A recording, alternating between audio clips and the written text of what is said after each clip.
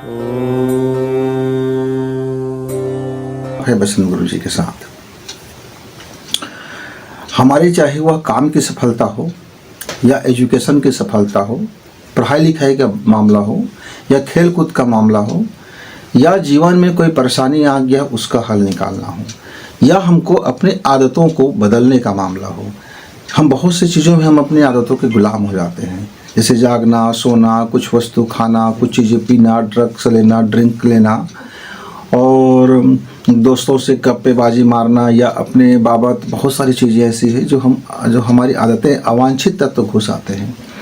जैसे कई बार काम करने का मन नहीं होना, सोते रहना और सारा काम पेंडिंग छोड़ देना, फिर झुंझलाना, गुस्सा होना, अनावश्यक चीज़ों पर अपना दिमाग ख़राब करना, या फिर हमको मेमोरी लॉस हो जाना, याद नहीं आना, समय के साथ हम अपने आप को अपडेट नहीं कर पाते। एक घर में 4 मेंबर हैं, 4 मेंबर में यदि एक व्यक्ति का लाइफ असफल है तो वो पूरे 3 मेंबर को प्रभावित करेगा। तीनों मेंबर सफल है लेकिन एक मेंबर असफल है तो वो एक मेंबर भी सारी उसकी सफलताओं पर कहीं न कहीं उसका एक रोड़ा बन जाता है। तो पूरे घर की समृद्धि, पूरे घर की शांति और पूरे घर की मौज मस्ती और पूरे घर का आनंद, पूरे घर का प्रेम, यानी जब हम पूरा बोलते हैं तो पूरा घर मतलब उसका एक एक मेंबर्स, चाहे वो पशु हो, पक्षी हो, पौधे हो इत्यादि। आज जो हम चर्चा करने जा रहे हैं, हमारा बायोलॉजिकल घड़ी और हमारा जैव तत्व घड़ी और हमारा हैबिट्स की घड़ी, 3 घड़ियाँ हमारे जीवन को प्रभावित करती हैं। 3 वॉच, 3 काल है, समय है और घड़ी है। तो इसको हमारे हिंदी में पल और घड़ी के नाम से जाना जाता है। तो नाम कुछ भी हो उसको हम लॉजिक समझ लेते हैं, हम दैनिक जीवन में उसका व्यवहार समझ लेते हैं। जो तत्व हमारे 1 घंटे में जितना ज़्यादा होगा हम उसी तत्व की प्रतिनिधि करेंगे, यानी मेरे जीवन में वही ज़्यादा परिलक्षित होगा, वही गुण मेरे जीवन में दिखाई देगा। मेरे हर काम में वही गुण मुझको या तो सपोर्ट करेगा या तो मुझको संघर्ष में डाल देगा। मान लीजिए मुझको खुश होना है पर उस समय मेरे जो जैविक तत्व है खुशी का नहीं है, पृथ्वी का है, तो मैं खुश नहीं हो सकता। मुझको अभी प्रार्थना करनी है, मुझे ईश्वर के साथ में जुड़ना है, मुझे भी मेडिटेशन करना है, लेकिन उस समय मेरे जैविक तत्व यदि आकाश तत्व नहीं है तो मैं ठीक से ध्यान नहीं कर पाऊंगा, मेरा ध्यान काम होगा नहीं, मेरा फोकस काम पर होगा नहीं, मुझे बहुत मेहनत मुशक्क़त करना पड़ेगा। तो 5 तत्व से हमारा शरीर बना है, पूरी दुनिया कहती है, आप भी जानते हो, सब कोई जानता है। मैं नहीं जानता था, मैं इसको बिल्कुल नहीं जानता था मित्र। मैं मैट्रिक क्लास में जब था तो ऐसा किसी से सुना तो मैंने कहा भाई 5 तत्व तो ठीक है पर हमको मालूम कैसा होगा कि हम 5 तत्व से बने हैं और ये 5 तत्व हमारे लाइफ में करता क्या है।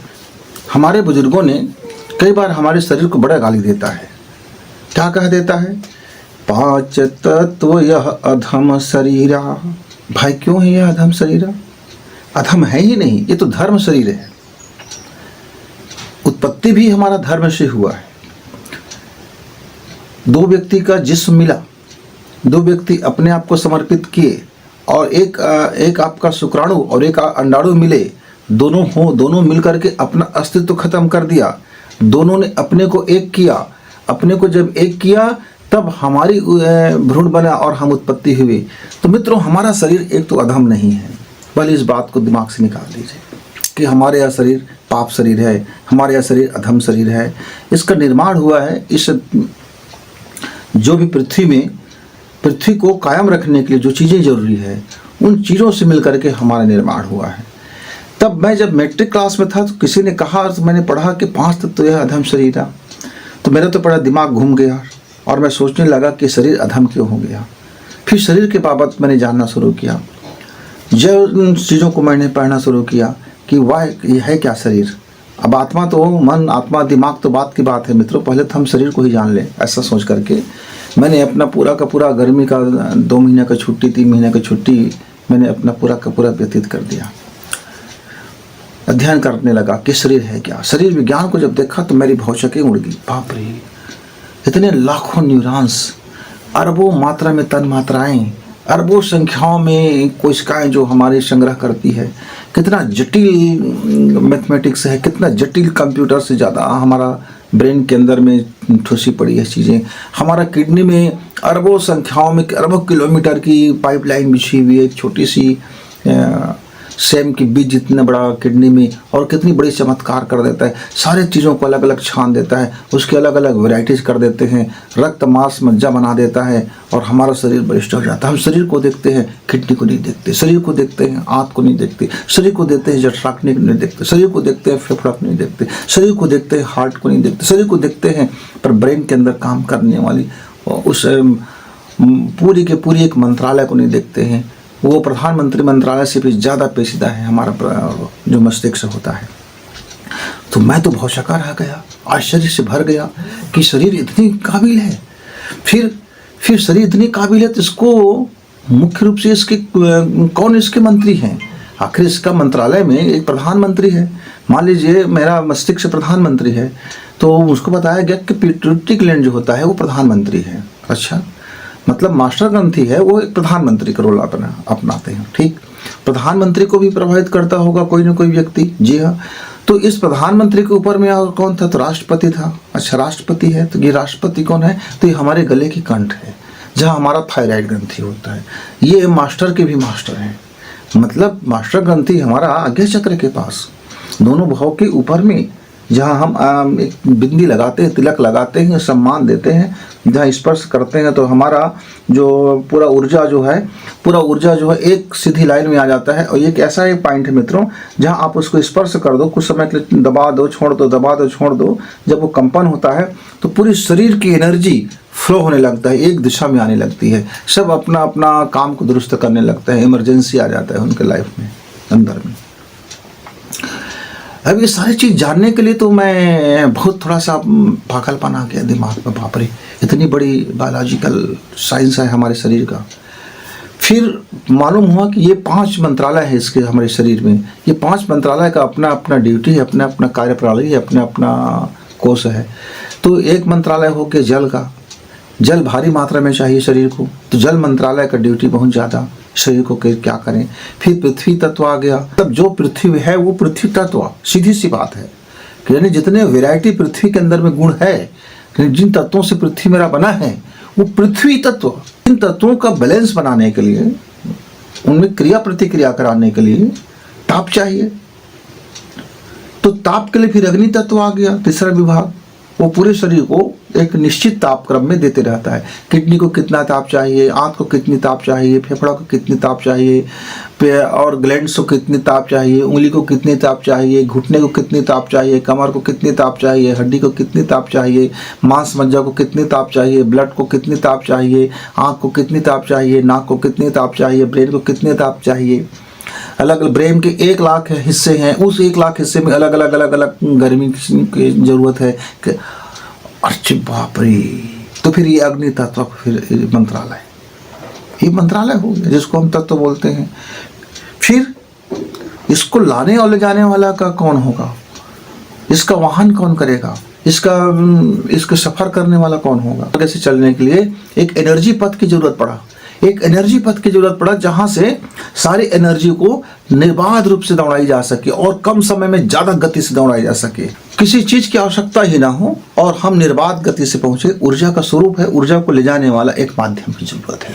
तो वायु का विभाग आया, कहा कि आपका भी रोल इस शरीर में रहेगा।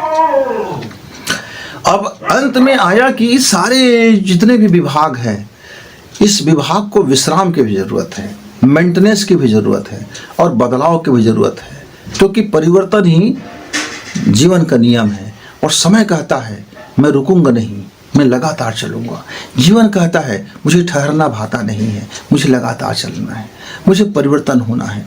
आप बाहर से परिवर्तन हो या मत हो, आपका मन परिवर्तित हो या ना हो, आपका जीवन परिवर्तित हो या ना हो, लेकिन मैं तो 24 घंटे मेरे भीतर में निर्माण भी होगा, ध्वंस भी होगा, और मल का निष्कासन भी होगा और नए चीज़ों का निर्माण सृजन भी होता रहेगा।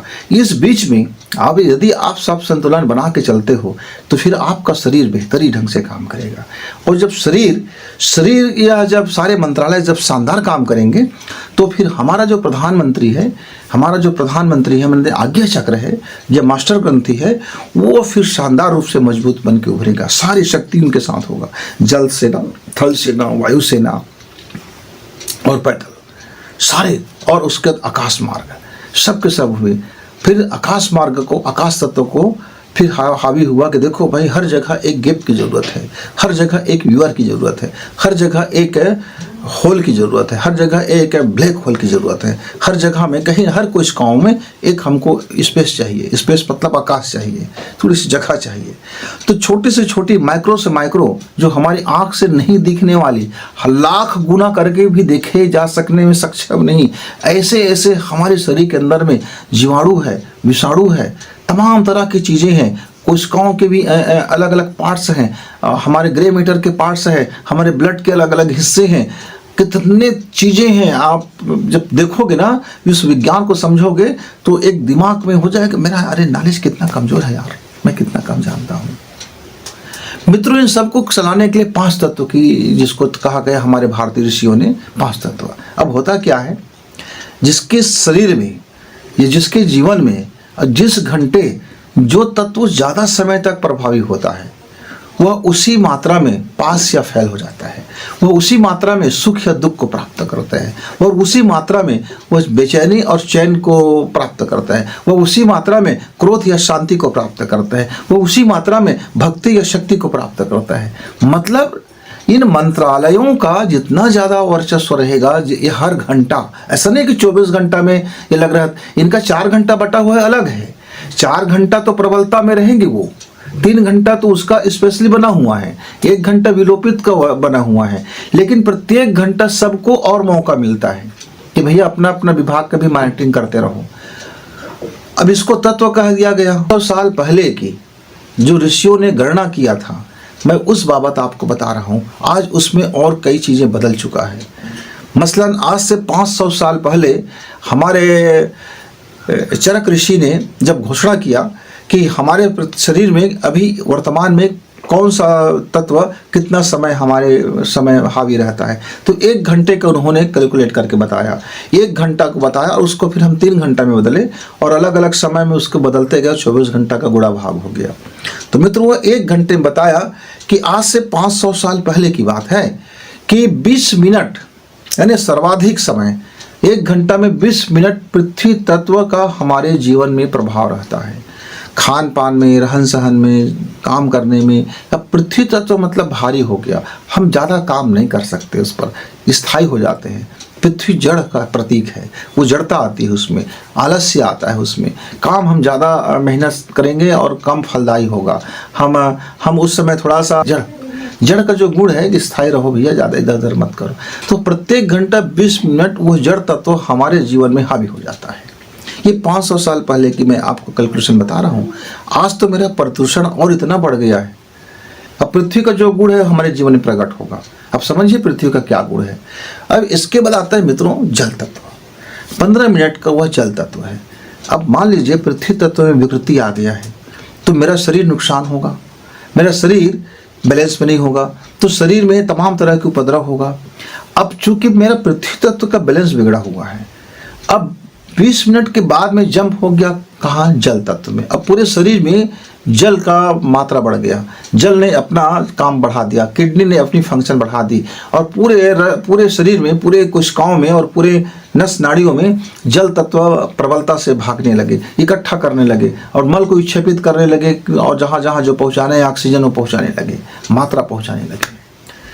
अब जो हमारा जो अब 4-4 मिनट का फर्क पड़ेगा मित्रों। 4 मिनट अब कम हो गया पृथ्वी तत्व से, कहाँ जल तत्व में। अब इस समय हम प्रवाह में बहेंगे, जहाँ जिस प्रवाह में जाना होगा हम उस प्रवाह में बह जाएंगे। किसी ने इसी समय हमारे दिमाग को अपने दिशा में डाइवर्ट कर लिया तो हम उसके दिशा में चले गए, हम उसके सम्मोहन में चले गए, हम उसके बातों में आ गए, हम उनके झांसा में आ गए, हम वो समझाया, हाँ हम बहने लगे। अब हम भावना रूप से बहने लगे, तरल रूप से हम बहने लगे, हम उसके पीछे बह जाएंगे। और उस 16 मिनट में, वह 16 मिनट में यदि कोई जानकार व्यक्ति है तो आपके जीवन को पूरी तरह से सम्मोहित कर देगा, क्योंकि आप उस समय बह रहे हो। अब देखते हो ना, यदि जल, समुद्र का जल यदि शांत है तो शानदार लगता है, लेकिन ज्वार भाटा है, विकृति आ गया तो ज्वार भाट आने लगा, तो समुद्र का जल फिर हमारे लिए विनाशक हो गया। तो विकृति होने से फिर जल विनाशक हो जाती है। फिर नदी यदि शांत है और धीरे धीरे गमन कर रही है तो जल शांत है, निर्मल जल है। लेकिन यदि नदी में उफान है तो फिर वो हमारा जल गंदा हो गया है, और गंदा जल को आचमन भी नहीं कर सकते, तो मेरा पूरा शरीर में उसका प्रभाव पड़ेगा। तो ये 16 मिनट हमारे शरीर में जल तत्व भारी हो जाता है, प्रवाह होने लगता है जल का। अब क्या आता है, अब इसमें 4 मिनट और घटा दीजिए। 16 में हमने 4 घटाई तो 12 हो गया। अब ये जो 12 मिनट का समय है हमारे अग्नि तत्व का है। अग्नि उस समय, फिर अग्नि का काम क्या है, ऊपर उठना। फिर हमारी चीज़ें ऊपर उठने लगती है, जैसे विचार ऊपर उठना, मानसिकता को ऊपर उठना, क्रोध का ऊपर उठना।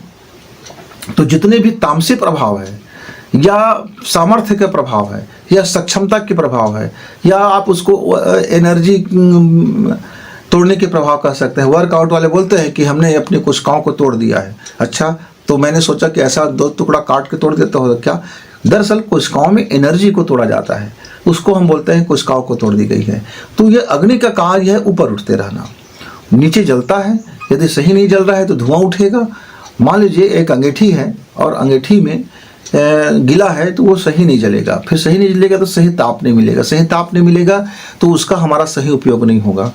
तो जो भी विकृतियां हैं हमारे पृथ्वी तत्व से और जो जल में हमारा विकृति आ गया है, ये दोनों विकृतियों को जलाने का काम करता है अग्नि, बैलेंस करने के लिए।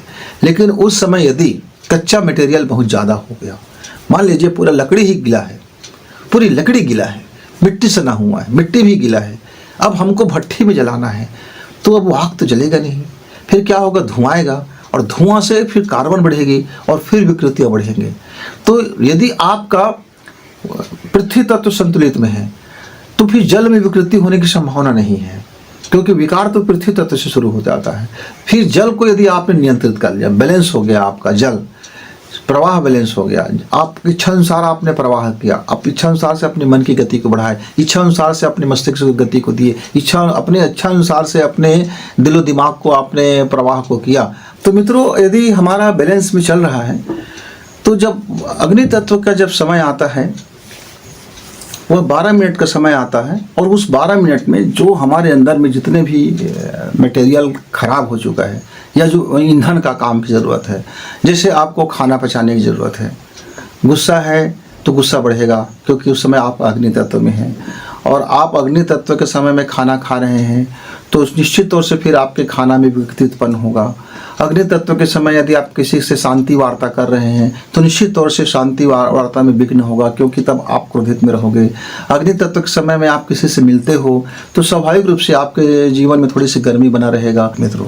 तो अग्नि तत्व है हमारे जीवन के को नए चीज़ों को उत्पादन भी करना और पुराने जो मलमा है उसको जलाना भी। तो ये 12 मिनट का समय प्रत्येक घंटे वो लेता है, उसका रहता है। अब आगे 4 इसमें फिर घटा दीजिए, 4 मिनट का फर्क आ गया। अब ये 8 मिनट आ गया वायु तत्व। अब इस समय, अब मान लीजिए बरसात ही बरसात है और वायु ना चले तो ज़मीन गीली रह जाती है, इसलिए सुखाने के लिए यानी वहाँ अब हवा का रोल उत्पन्न होता है कि कहाँ कहाँ किस किस अंग में हमारे वायु को जाना है, वहाँ से जो जो चीज़ें हैं सूक्ष्म रूप में उसको लेकर के आना है।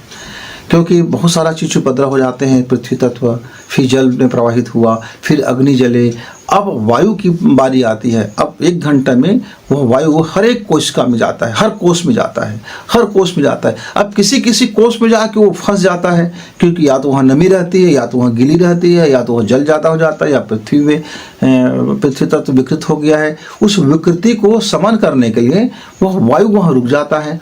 तब हमारे आप देखे होंगे कभी पीठ में दर्द हो रहा है, कभी हाथ में दर्द हो रहा है, कभी सिर में दर्द हो गया, कभी घुटने में दर्द हो गया, अजीब अजीब जगह में अजीब अजीब दर्द होने लगते हैं और उसको सूल जैसे छेताई करते रहते हैं। मतलब हवा वहाँ से निकलना चाहता है, बेचैनी हो जाता है, उस कोष में वो बनना नहीं चाहता, हवा का काम है बनना नहीं चाहता। लेकिन वो अब जब निकलता नहीं है तो हवा अपनी जो है, वायु जो है ताकत लगाती है जैसे गुब्बारे जैसे, फिर वहाँ से सूजन होना शुरू हो जाता है और जैसे वायु निकलता है फिर हमें रिलैक्स हो जाते हैं। तो वायु का विकृति कोषों में उनके बंद हो जाने के कारण आ जाती है, और उस समय यदि आप कोई काम करें तो फिर बेचैन हो जाएंगे। फिर वह आपका बड़ा सहयोगी है। 8 मिनट हमारा वायु का है। 8 मिनट फिर वो आपके लिए इतने कारगर है कि आपको फिर अपना उस टाइप का आप काम करते हो तो अपने उस जो वायु का समय है 8 मिनट है उसको आपको बढ़ाना या घटाना पड़ेगा, जिससे आप अपनी जीवन को सफलता के मार्ग में, साधना के मार्ग में और अपने कामों को सफलता के लिए आप उसका प्रयोग कर सकते हो। अब आता है मिनट सबसे कम समय आकाश तत्व का और सबसे ज़्यादा पावरफुल।